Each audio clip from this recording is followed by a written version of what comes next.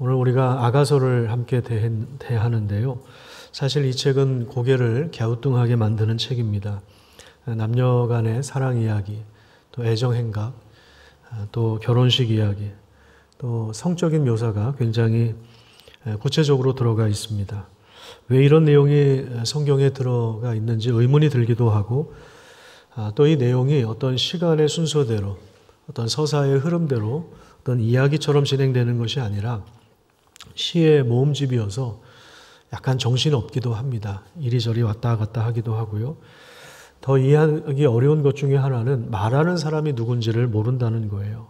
어떤 경우에는 여자가 말하고 있고, 어떤 경우에는 남자가 말하고 있고, 어떤 경우에는 청중들이 말하고 있는데 우리가 가진 개역 개정에는 그 부분이 표시가 되어 있지 않습니다. 그래서 좀 읽어도 그 내용 파악하기가 좀 어려운데, 그런 의미에서 여러분들이 새번역 성경을 꼭 구입하시면 좋겠습니다. 우리가 가지고 있는 개역 개정 성경을 그대로 가지고 읽으면서 구약 성경을 읽을 때, 예를 들어서 시편이나 역사서나 이런 아가서를 읽을 때는 새번역 성경을 같이 옆에 두고 읽으면 훨씬 더 좋습니다. 그래서 아가서에는, 새번역에는 이 아가서의 말씀이 누가 말하는지, 여자인지 남자인지 그게 정확하게 표현이 되어 있어서 도움을 받을 수가 있습니다. 우선 우리가 아가서를 이해하기 위해서 이것이 노래라고 하는 점을 염두에 두어야 합니다. 오늘 본문 1절에 보면 솔로몬의 아가라 이렇게 시작하고 있는데, 아가는 노래 중에 노래다, 이런 의미를 가지고 있습니다. 우리 한번 따라서 볼까요? 노래 중에 노래. 노래 중에 노래가 바로 아가입니다. 최고의 노래. 근데 여기 이제 1절에 솔로몬의 노래라고 표현이 되어 있는데, 이것은 솔로몬이 지은 노래다, 이런 의미도 있지만, 솔로몬의 후광 속에서 집필되어 솔로몬 왕에게 헌정한 노래라고 하는 의미도 있습니다. 그래서 솔로몬이 정말 저자인가 아닌가에 대해서 팽팽한 주장이 맞서고 있기 때문에 그 부분을 우리가 오늘 여기서 따질 것은 아니고, 분명한 사실은 솔로몬이 지었든 아니면 솔로몬에게 헌정한 노래이든 이것은 어쨌든 노래다. 아가서는 노래다라는 사실을 우리가 먼저 염두에 두어야 하고요. 그 다음에 이제 이 아가서가 성경 전체적으로 볼 때 어느 장르에 속해 있느냐, 그것을 살펴보는 것도 중요합니다. 그래서 아가서는 지혜서에 속합니다. 성경에 대표적으로 지혜서가 욥기와 잠언과 전도서가 있는데, 아가서도 바로 이 지혜서에 속합니다. 제가 표를 보면서 설명을 좀 드리도록 하겠습니다. 구약 성경의 대표적인 지혜서는 욥기와 잠언이 있는데, 먼저 이제 잠언을 이야기하면은 사실 모든 세대가 다 이 지혜서를 읽어야 하지만 우리가 조금 구분을 하자면, 잠언은 청소년들과 청년들이 많이 읽으면 유익을 얻을 수가 있습니다. 왜냐하면 잠언에서는 인과관계에 대한 이야기 굉장히 명확하게 다룹니다. 콩 심은 데 콩이 나고 팥 심은 데 팥이 난다. 그래서 어떤 원인이 있으면 반드시 그 결과가 따라온다. 이러한 가르침이 나옵니다. 그래서 잠언 1장부터 보면 1장부터 7장까지 거의 이야기하는 주제가 성적인 문제예요. 그리고 돈에 관련해서도 이야기합니다. 그리고 말에 대한 이야기가 많이 나오고요. 인간 관계에 대한 이야기가 많이 나옵니다. 그래서 넘어지기 쉬운 젊은 사람들에게 하나님을 경외하는 지혜가 무엇인지를 가르치는 책이 바로 잠언입니다. 그 다음에 이제 욥기는 30대부터 60대가 읽으면 좋습니다. 왜냐하면 이 욥기에는 인생의 고난, 이해할 수 없는 고통의 문제를 다루고 있기 때문에 그렇습니다. 살다 보면 잠언에 나오는 것처럼 인과관계가 명확하게 드러나지 않는 그런 삶의 어려움이 있다는 것을 알려줍니다. 인생의 고난을 사람이 다 이해하지 못할지라도 하나님은 의로우신 분이다. 이것이 바로 욥기가 말하는 주제입니다. 그 다음에 이제 욥기까지 지나가면 전도서를 읽을 차례인데, 이 전도서는 특히 인생을 좀 어느 정도 살고 난 이후에 최소한 70이 넘어서 80, 90 정도 되신 분들이 이해할 만한 내용이 많습니다. 전도서는 헛되고 헛되다, 인생이 바람을 잡으려는 것 같다, 이런 이제 표현들이 나오는데, 이러한 표현은 10대 청소년들은 하기 어려운 표현입니다. 만약에 누군가가 집에서 10대 아이들이 인생은 헛되다 뭐 이렇게 이야기하면 그것은 좀 그 아이가 좀 이상한 거죠. 연세가 많이 드신 분들은 잠언에 나온 이 인과관계, 원인과 결과가 살다 보니까 명확하게 드러나는 것도 물론 있지만 우리 인생이 꼭 그렇지만은 않다. 이해할 수 없는 고난도 많고 또 우리 인생이 참 신비롭다 하는 사실을 발견하게 됩니다. 그리고 세상을 들여다볼 때 또 우리 자신을 들여다볼 때 인생의 한계가 있다는 것을 알게 됩니다. 그래서 지나고 나서 보니까 이게 참 헛된 것이구나. 바람을 잡으려는 것이었구나. 그렇죠? 우리 젊은 부부들이 우리 30대 40대에서 아기들 키우면은 얼마나 힘들게 키웁니까? 그렇죠? 이쁘긴 이쁜데 그 이쁜 것을 모르고 그 아이들 교육시키느라고 짜증도 나고 힘도 들고 그렇죠. 몸이 피곤하니까. 근데 우리 어르신들은 어때요? 우리 아기들 보면 얼마나 이뻐요. 그렇죠? 너무 이쁘다고 그렇게 이야기하잖아요. 너무 사랑스러운 눈으로 보잖아요. 그게 이제 그만큼 세월이 흘러가서 그런 거죠. 젊었을 때는 그런 여유가 없잖아요. 그러니까 우리 삶 자체, 우리의 삶이 참 어렵고 고난이 있지만 그럼에도 불구하고 이게 하나님이 허락하신 선물의 관점에서 볼 것을 이야기하는 책이 바로 전도서입니다. 그 다음에 이제 이 지혜 문학의 정점에 아가서가 있습니다. 마지막에 이제 아가서가 나오는데 지혜의 최종 완결판이 바로 사랑이다라고 하는 점을 알려주고 있는 거죠. 지혜 중에 지혜 중에 절정은 바로 사랑이다. 이것을 아주 뜨겁게 또 아주 입체적으로 육감적으로 표현한 책이 바로 오늘 우리가 읽은 이 아가서입니다. 아가서는 노래이기 때문에 아마도 이스라엘의 그 결혼식 기간에 불리도록 만든 곡일 것이다. 그렇게 우리가 추측할 수 있습니다. 예레미야 33장에 보면 이런 말씀이 나옵니다. 여호와께서 이와 같이 말씀하시니라. 너희가 가르쳐 말하기를 황폐하여 사람도 없고 짐승도 없다 하던 여기 곧 황폐하여 사람도 없고 주민도 없고 짐승도 없던 유다 성읍들과 예루살렘 거리에서 즐거워하는 소리, 기뻐하는 소리, 신랑의 소리, 신부의 소리와 및 만군의 여호와께 감사하라.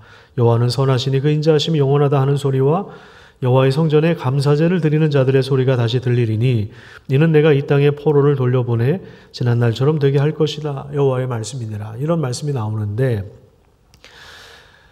유대 나라가 바벨론에 의해서 멸망을 당해서 즐거워하는 소리, 기뻐하는 소리, 신랑과 신부의 소리가 들리지 않았는데 이제 다시 하나님이 회복하게 하실 것이다.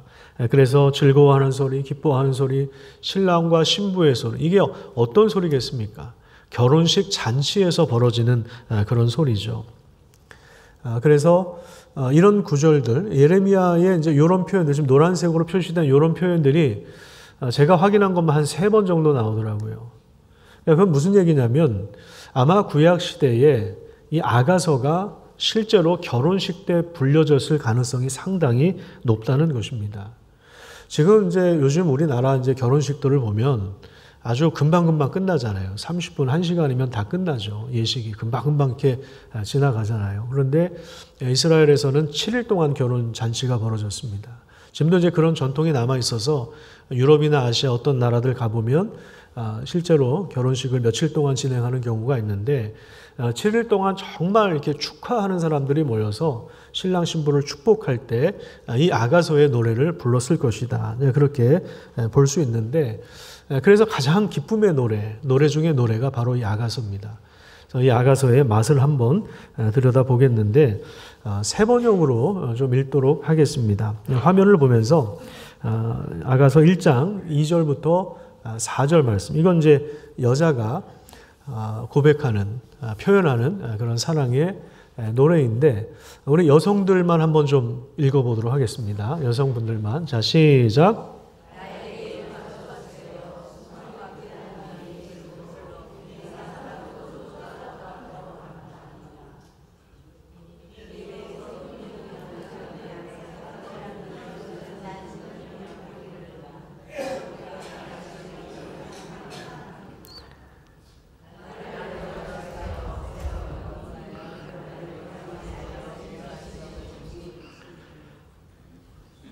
그렇게 국어책 읽듯이 읽으시면 안 되는데 이게 굉장히 아름다운 노래인데 그렇게 감정을 다 내려놓고 읽으시면 어떻게 하라는 겁니까 도대체. 지금 이게 얼마나 숨 막힐 것 같아요. 숨 막힐 듯한 당신의 입술로 내게 입 맞춰 주세요. 굉장히 진한 표현이죠. 그냥 볼에 뽀뽀해달라는 얘기가 아니라 아주 깊은 입술에 입맞춤을 해달라고 하는 그런 상황이에요. 얌전을 빼는 조선시대 여인이 아니라 아주 솔직하게 적나라하게 그 기쁨의 감정을 표현합니다. 적나라하다고 해서 상스럽거나 경박하지 않습니다. 그 뒤에 나오는 포도주란 단어가 있죠. 굉장히 감각적이죠. 만질 수 있고 맛볼 수 있고 향을 맡을 수 있는 실제적인 겁니다. 사사기 9장 13절에 보면 포도주는 하나님과 사람을 기쁘게 한다. 이렇게 이야기하고 있습니다.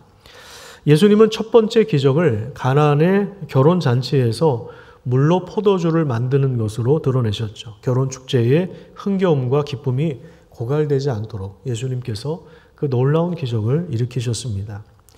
여인이 이렇게 적극적으로 감정을 표현하는 이 남자가 얼마나 매력적인 사람인지 다른 아가씨들도 이 남자를 사랑하고 있습니다.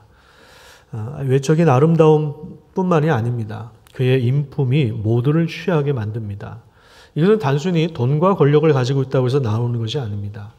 그 임에게서 풍기는 향긋한 삶의 내용이 있고 그래서 사람들은 그 남자를 향해서 뭐라고 표현했냐면 쏟아지는 향기름이다. 그렇게 표현을 하죠.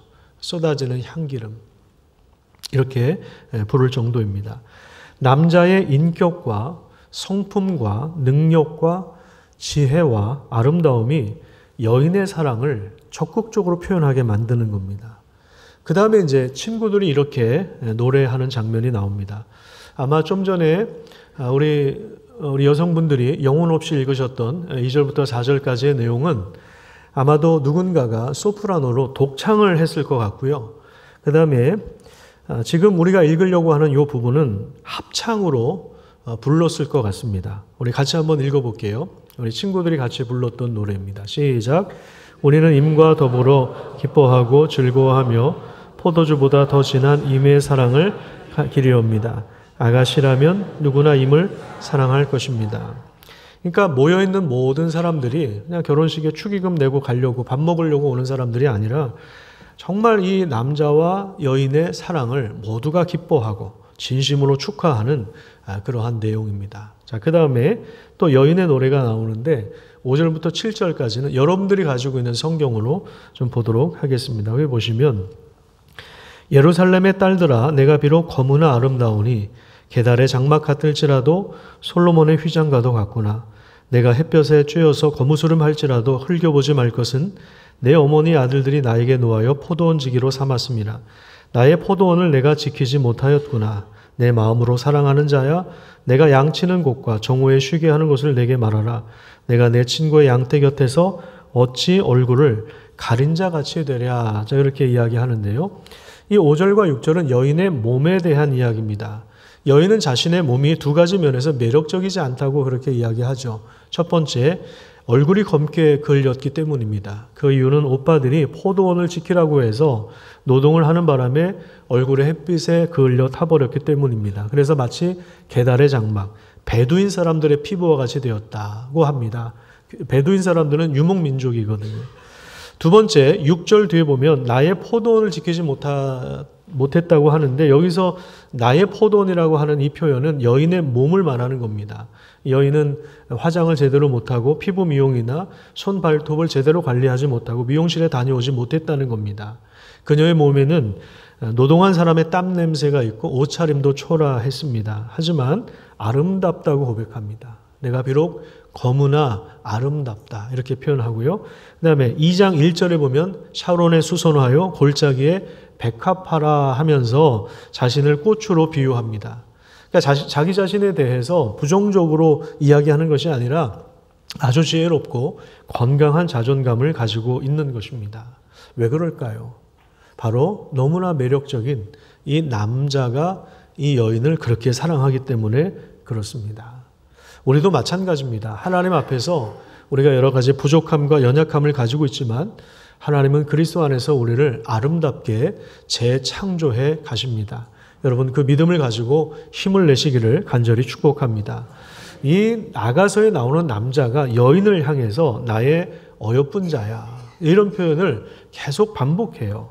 그래서 그 여인의 아름다움을 표현해 줍니다. 그 머리카락이 얼마나 아름다운지 그 여인의 몸을 하나하나 이렇게 살피면서 그 여인의 아름다움을 이야기합니다. 무엇과 같고 무엇과 같고 무엇과 같다 이렇게 표현을 합니다. 그래서 여인이 그 남자에게 푹 빠질 수밖에 없는 거예요. 거기서 힘을 얻는 거예요. 그래서 이 남자를 보고 싶어서 이 남자가 양을 치는 곳 정오에 쉬는 장소를 알려달라고 이야기합니다. 얼굴을 가려서라도 다른 사람 모르게 이 남자를 만나러 가려고 합니다. 이때는 여자들이 함부로 이렇게 움직이지 않았거든요. 얼굴을 가리면 창녀와 같다는 어떤 그런 오해를 받을 수가 있는데요. 그럼에도 불구하고 이 남자를 만나기 위해서 위험을 감수하고 도전을 시작합니다. 그런 여인의 모습이 또 남자는 너무나도 예쁘고 사랑스럽습니다. 그래서 남자는 이 여인에 대하여 이렇게 이야기합니다. 15절 세 번역으로 보면 남자가 이렇게 이야기합니다. 아름다워라 나의 사랑 아름다워라 비둘기 같은 그 눈동자 그렇게 이야기합니다. 눈이 비둘기 같다고 표현하는 것은 여인의 아름다움에 대한 최고의 찬사이고 그리고 순결과 인품을 칭찬하는 것입니다. 여인의 몸과 자아 전체가 아름다운 것입니다.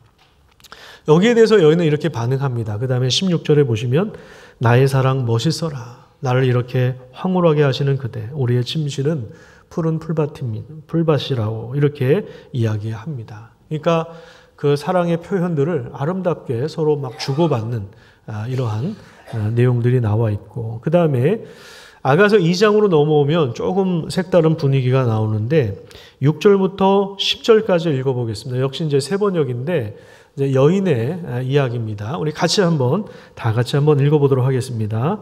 조금 감정을 넣어서 읽으시기 바랍니다. 자, 시작. 임께서는 왼팔로는 나의 머리를 고이시고 오른팔로는 나를 안아주시네. 예루살렘의 아가씨들아 노루와 들사슴을 두고서 부탁한다. 우리가 마음껏 사랑하기까지는 흔들지도 말고 깨우지도 말아다오. 아, 사랑하는 임의 목소리 저기 오는구나. 산을 넘고 언덕을 넘어서 달려오는구나. 사랑하는 나의 임은 노루처럼 어린 사슴처럼 빠르구나. 벌써 우리 집 단밖에 서서 창틈으로 기웃거리며 창살 틈으로 엿보는구나. 아, 사랑하는 이가 나에게 속삭이네. 아름답죠?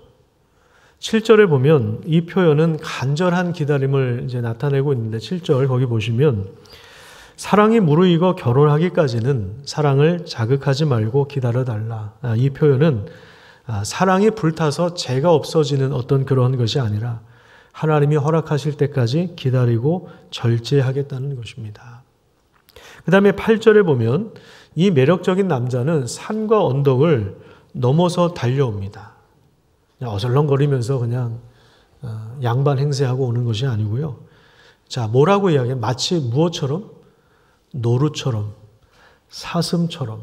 이 표현은 이 당시 이제 이스라엘 문학 안에서 노루처럼, 사슴처럼 이 표현은 아주 우아하게, 하지만 재빠르게 이런 표현이 이런 의미가 들어가 있는 겁니다. 이 장면을 한번 상상해 보세요. 이 사랑하는 여인을 만나기 위해서 노루처럼, 사슴처럼 아주 우아하게, 하지만 재빠르게.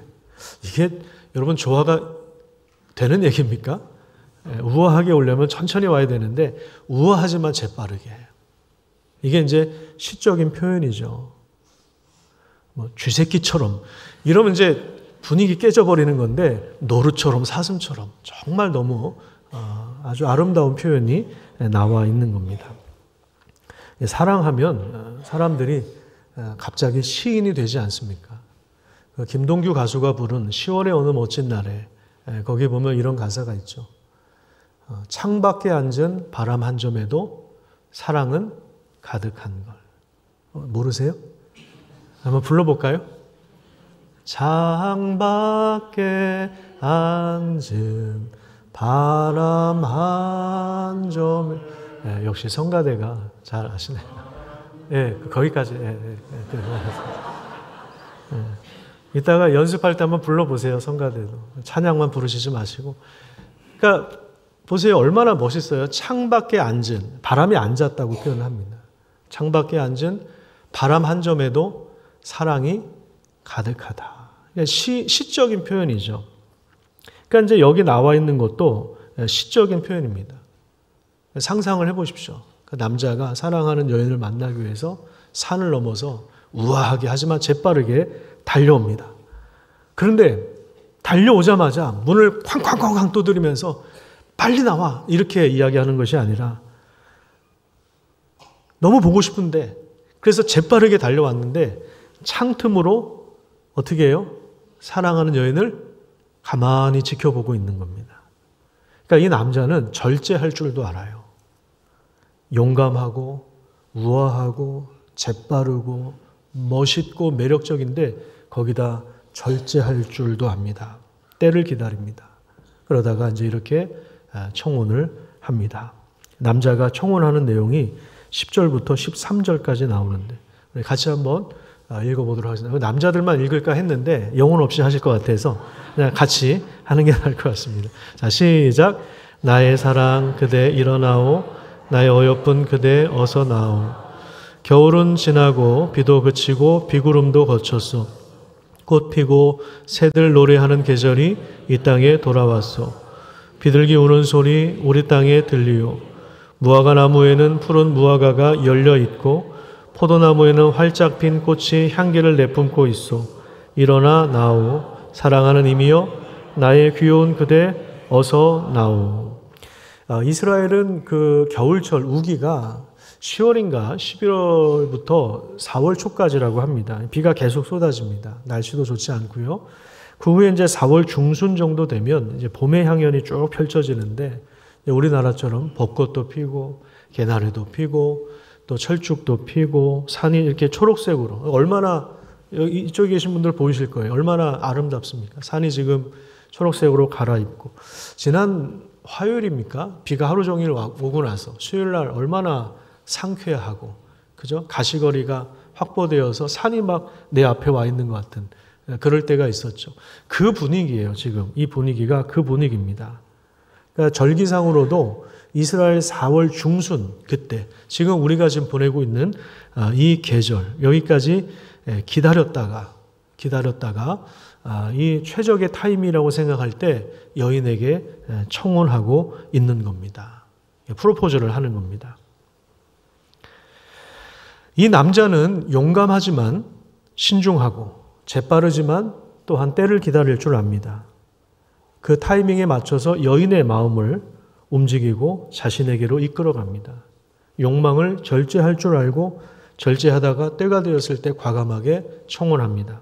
이 남자는 여인을 이용해서 어떤 자신의 성적 욕망을 채우려고 하는 것이 아니라 이 여인을 복되게 하는 것이고 그리고 최적의 순간을 포착해서 여인의 행복을 최대치로 끌어올려주는 것입니다. 자, 이에 대해서 여인이 또 어떻게 남자의 프로포즈에 대해서 어떻게 받아들이는가를 보십시오. 16절에 보시면 이렇게 고백하죠. 내 사랑하는 자는 내게 속하였고 나는 그에게 속하였다. 여러분 이게 결혼입니다. 이게 결혼 언약에 담긴 의미예요. 서로에게 속하는 거죠. 성적으로 정서적으로 완전한 연합을 의미하는 이것이 바로 결혼 언약의 핵심이라고 할 수 있습니다. 자, 여기까지 이제 하고 그다음에 아가서의 구조를 좀 한번 보겠습니다. 우리가 지금 했던 것이 이제 1과정, 2과정까지예요. 그래서 사귐과 봄날의 초대에 대한 1장과 2장을 대략적으로 우리가 좀 살펴봤는데요. 그 다음에 이제 3장에서 5장까지는 결혼식과 첫날 밤에 대한 이야기가 나오고 그 다음에 이제 7장 13절까지는 거친 사랑의 이야기가 나옵니다. 이건 뭐냐면 사랑해서 결혼했지만 위기를 만납니다. 위기를 만나요. 어려움이 있어요. 그 다음에 이제 어려움을 해결하고 나서 8장으로 돌아오면 죽음같이 강한 사랑을 주제로 노래합니다. 위기 이후에 사랑이 더 깊어지는 것입니다. 어려움을 통과한 다음에 가정이 깨진 것이 아니라 오히려 더 깊어진 그러한 은혜가 주어진 것이죠. 여러분, 이 아가서를 우리가 쭉 이제 읽다 보면 이 아가서에 나오는 남자와 여자의 이 사랑 이야기를 들으면 뭐가 생각나냐면 자연스럽게 우리를 어디로 데리고 가냐면 창세기 2장의 에덴 동산으로 데리고 갑니다. 거기에 보면은 최초의 결혼식이 나오죠. 하나님께서 주례를 서셨습니다. 아담이 잠이 들었을 때 남자의 갈비뼈 하나를 취해서 여인을 만들어서 이끌어 오실 때 아담이 그 여인을 보면서 내 뼈 중에 뼈요 살 중에 살이다라고 하면서 그때 이제 아담이 표현할 수 있는 최고의 표현, 최고의 찬사를 여인에게 보낸 것입니다.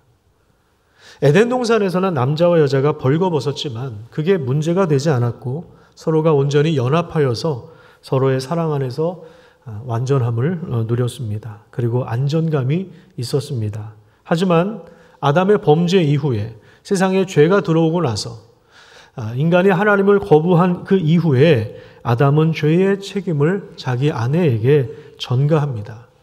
관계가 깨어졌다는 것입니다. 나뭇잎으로 몸을 가리죠. 불안감이 올라오고 두려움이 발생하고 그리고 수치심이 올라옵니다. 그래서 몸을 가리는 거예요. 그때부터 가립니다. 우리도 마찬가지죠. 사랑해서 결혼했지만 부부들이라 할지라도 서로 감추는 것이 얼마나 많은지 모릅니다. 숨깁니다. 다 이야기하지 않습니다. 그래서 피곤하고 괴롭고 고통스럽습니다. 우리의 관계는, 우리의 사랑은 죄와 이기심과 시기와 질투와 잘못된 성적인 욕망으로 가득하게 되었습니다. 섹스는 우상이 되었고 가정을 파괴하는 불이 되었고 순결함을 잃어버리고 욕망의 광기가 흐르는 세상이 되어서 성범죄와 에이즈가 가득한 세상이 되어버렸습니다. 그윽한 포도주의 향기가 아니라 술에 취해서 잘못된 결정을 내려서 아픔을 주고받는 그러한 깨어진 세상이 된 것입니다. 하지만 아가서는 이기심으로 얼룩지지 않은 순결한 아름다운 사랑이 무엇인가를 우리에게 보여주고 있습니다. 그것이 바로 예수님이 우리에게 오셔서 보여주신 그 사랑입니다.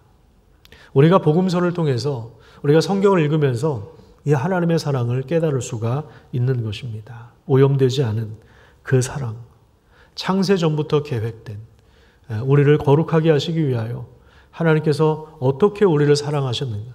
보라, 하나님이 우리를 어떻게 사랑하셨는가? 그것을 보여주는 책이 바로 성경입니다. 그래서 하나님의 구원은 단지 우리의 죄를 용서하고 나중에 천국 들여보내신 그 정도가 아니라 우리의 욕망까지도 구원하시는 거예요. 우리의 잘못된 성욕도 구원하시고요. 우리의 인격도 구원하시고 우리의 깨어진 그 마음들도 구원하시는 것입니다. 그래서 우리가 우리의 신분이 하나님께 속해 있고 하나님의 백성이 되고 하나님 우리의 하나님이 되시는 이것이 이제 언약 관계죠. 아까 결혼 언약의 핵심이 나는 당신에게 속해, 당신은 나에게 속해 완전한 연합을 이루는 것처럼 하나님이 우리의 왕이 되시고 우리는 그분의 통치를 따르는 백성으로 그 언약 관계를 이루시기 위하여 우리에게 이 귀한 사랑을 보내주신 것입니다. 그리고 부활하신 예수님은 다시 오십니다. 다시 오실 때 만왕의 왕의 권세를 가지고 오십니다. 그래서 예수님 다시 오실 때 우리가 예수님 앞에 설 때는 정결한 신부가 되어서 완전히 단장한 모습으로 주님을 만나는 것입니다. 우리는 그리스도의 피로 새롭게 되고 하나님 앞에 거룩하고 흠이 없는 존재로 비록 이 여인이 고백한 것처럼 검지만 거무나 아름다운 존재로 우리 부족함이 많지만 검지만 여러 가지 잘못된 것들이 많이 있지만 그럼에도 불구하고 그 아름다움을 유지하면서 신랑 되시는 예수 그리스도를 맞이할 소망을 가지고 살아가는 것입니다. 여러분 그 사랑을 깨달으시고 그 사랑을 맛보시고 성경을 읽으면서 확인하시고 그 사랑에 취하시고 그 사랑을 누리는 그런 삶을 살아가시기를 간절히 축복합니다. 그러니까 우리 성경 전체를 보면 창세기 2장에서 최초의 결혼식이 나오고 그 다음에 성경의 마지막 책인 요한계시록 19장에 보면 어린 양의 혼인잔치에 대한 이야기가 나옵니다. 그러니까 성경은 결혼식으로 이야기하고 결혼식으로 마무리를 하는 거예요. 그래 중간에 뭐가 나오냐면 예수님이 가나안의 결혼잔치 때 물로 포도주를 만드는 그 기적을 일으키십니다. 이게 다 연관성이 있는 겁니다. 그리고 구약 성경에 이 아가서라고 하는 이 지혜 문학을 통해서 우리에게 알려주는 것이 뭐냐? 이게 실제다. 이게 실제로 우리가 살고 있는 땅에서도 일어날 수 있다라고 하는 것을, 남녀 간의 사랑을 통해서, 친구 간의 우정을 통해서도, 우리 동료들을 서로 섬기고 사랑하는 과정을 통해서 이 사랑이 실제로 나타날 수 있다라고 하는 사실들을 우리에게 보여주고 있는 것입니다. 예수님을 믿고 이렇게 분별력 있는, 용감하기도 하고 지혜 있기는, 그래서 해야 할 말과 하지 않을 말을 구분하고 적극적으로 나설 때가 있고 그리고 기다려줄 때가 있고, 이것을 잘 조절하면서 우리가 최고의 그 사랑을, 아름다움을, 매력을 우리가 드러낼 수 있는 그런 유치한 게 아니고 경박한 게 아니고요, 과한 게 아니고요. 어제도 그 학원가 쪽을 지나다니는데 대형 교회, 큰 교회인데 그 교회 띠를 두르고 뭐 청소를 하는 건지 뭘 하는 건지 모르겠는데 띠를 두르고 다니더라고요. 그런 거 말고요. 그런 거 말고 그리스도의 사랑이 배어 있어서 영업하는 것 같잖아요. 띠 두르고 하면 영업하는 것 같잖아요. 그런 거 말고 안 보일 때, 누가 보지 않을 때에도 우리가 그런 사랑을 나타낼 수 있다면 그것이 바로 하나님의 사랑이고, 그리고 이 사랑을 갈구하는 이 세상에서 이 세상을 행복한 동산으로 변화되는, 여러분 그 일들을 위해서 하나님이 우리를 교회로 불러주신 것입니다. 우리 찬송가 503장 한번 찾아볼까요? 우리가 좀 이따 부를 찬양인데 가사를 보면 찬송가 503장입니다. 한번 펴보세요. 세상 모두 사랑 없어 냉랭함을 아느냐, 곳곳마다 사랑 없어 탄식 소리뿐일세. 곳곳마다 번민함은 사랑 없는 연고요. 2절입니다. 치근하게 손을 펴고 사랑받기 원하네. 어떤 이는 고통 근심 많으나 걱정 많으나 사랑 없는 까닭에 실망하도다. 또 3절에 보면 어떤 사람 우상 앞에 복을, 그러니까 우상이 요즘에는 잘못된 성욕이에요. 성관계. 이 부부관계가 아닌, 그리고 요즘에 음란물이 얼마나 많은지 모릅니다. 얼마나 많은지 몰라요. 거기에 우리 자녀들이 사실 굉장히 쉽게 노출되어 있습니다. 그래서 순교를 별로 중요하게 생각하지 않는 시대에 살고 있죠. 우상 앞에 복을 빌고 있는 거죠. 자연 앞에 사랑 요구하도다. 그러니까 자연인들도 사랑을 받지 못해서 산속으로 들어가시는 거예요. 사랑하는 사람들이 있으면 왜 굳이 산으로 가겠어요? 상처받고 몸이 병이 생기고 아프니까 산으로 들어가는 거죠. 혼자 사는 게 그게 하나님께서 보시기에 좋은 게 아니거든요, 사실은. 4절 보세요. 기갈 중에 있는 영혼 사랑받기 원하고 아이들도 소리질러 뭐 받기 원한다고요? 거기 적어 놓으세요. 아이들도 옆에 학원가에 있는 아이들도 이렇게 적어놓으세요. 좀 소리 없는 아우성. 소리 질러서 사랑받기 원하는 거예요. 저들 소리를 들을 때 가서 도와줍시다. 누가 도와줄 수 있어요? 사랑받은 사람들이. 여러분 그 사랑을, 하나님 우리에게 주신 사랑 깨닫고 받아 누리고 그 사랑을 나누면서 살아가시기를 간절히 축복합니다.